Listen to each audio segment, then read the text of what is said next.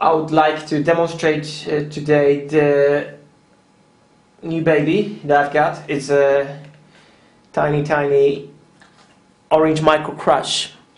It's like a practice amp, and it's really small, so it's a perfect thing if you go away for holiday, some sort of business trip, or wherever you want really, and you won't be able to carry with you your bigger amplifier. So I'm going away really soon, so I thought that I need with me something small and something that has a really good distortion channel. And I obviously considered the other option, which is Little Marshall. I think it's called Micro Stag or something like that. But I remember once I had the opportunity to try it, and I wasn't really convinced to this distortion that it has. So I thought maybe I'll have a go with this little one here. And also I had an impression that this one here has much bigger speaker, which might be a case when you consider the sound. I think the bigger speaker will give you better sound, obviously. So I basically went to the shop, I got it. So this is it. Really small, a little bit bigger I think than the Marshall one. Then you can actually compare it to the Boss DS1 pedal.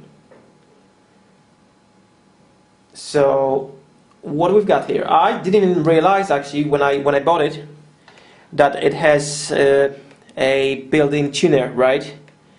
It's a really cool feature that just saves you space in your suitcase. So it's a pretty awesome, surprise, and I was really happy to find out about this feature. So what else? The amplifier is battery operated, and the battery was included actually, which was a nice bonus.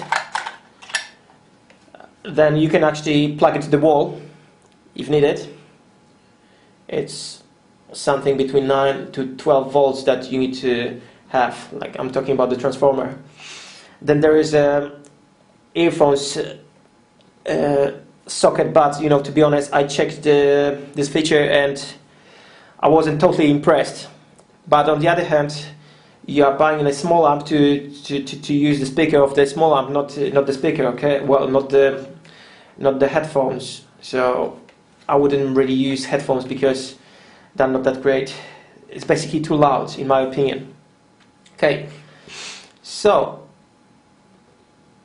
I will tell you maybe something about what we've got in the front panel here. We've got two knobs. The first one is the tone control, and the second is the volume. So what else? At some point, obviously, I'll have to plug it in. So what we've got here is just the overdrive channel. So basically it's two-channel amp. As far as I remember, the Marshall one, I think it was one-channel amp. I'm not sure, so I'm not 100% sure, but this one has two channels, the clean and obviously overdrive channel. I think that the clean channel is not really 100% clean, but this is a tiny amp, so you want this amp really to practice with the distortion, right? Therefore, probably you are not looking for the clean sound anyway, because if you want the clean sound, you're gonna use the acoustic guitar, right? Or just you won't plug it in. This is how I think about it. Okay, so what we've got here, this is the power. I press the power, and you don't see anything. It's because you need to plug it in to get the amp working. I think this feature will help you to save the battery, right? So unless you plug it in, it won't turn on, which I think is a nice thing. So above you've got this tuner that I mentioned earlier. I'll try to kind of check if it works actually. E string in tune, B is alright, G as well, D fine, A is okay, and then E again. so maybe close up. Okay, so I'll switch it off, we don't need it. So how we're gonna start? We're gonna start from the clean channel, right? So let me just put it on the stand. Okay.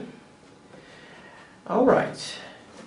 So how about the dials? The first dial, the volume would be on at 12 o'clock.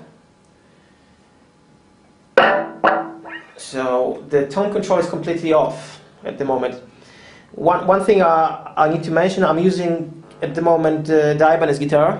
It's the Gem 7, and it's, to be honest, is the lower end version of it is Gem 555. But it has some pretty awesome, pickups. It's DiMarzio, I think, Breeze or Evolution. I'm not entirely sure, but they're really strong. So this is important information for you, because if you are a Strat user or any other single coil kind of guitar, the sound would be a bit weaker, and obviously the distortion would be smaller on it. So it gets distorted, here straight away. Let's say, as you can see, 12 o'clock, it's already distorted. So I'll be using the middle pickup here, which is a single coil. So it sounds pretty nice. I'm just playing E major chord, and I'm sliding these to 7 frets.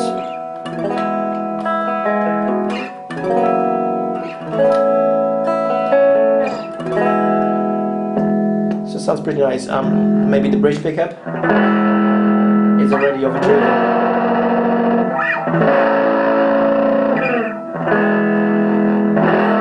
I would say kind of 60s, 70s overdrive.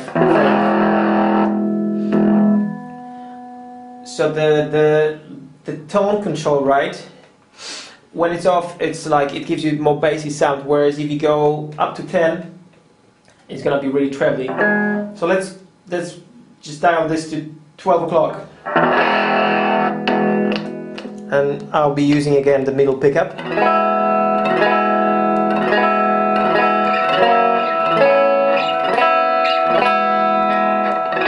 Sounds pretty nice. I'll try to play some finger picking thing.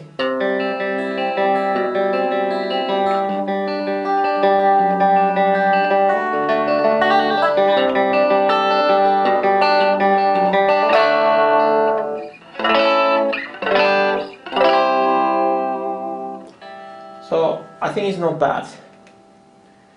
I wouldn't probably go further than that. Like, let's say I wouldn't go to 10 because it would be too trebly, in my opinion.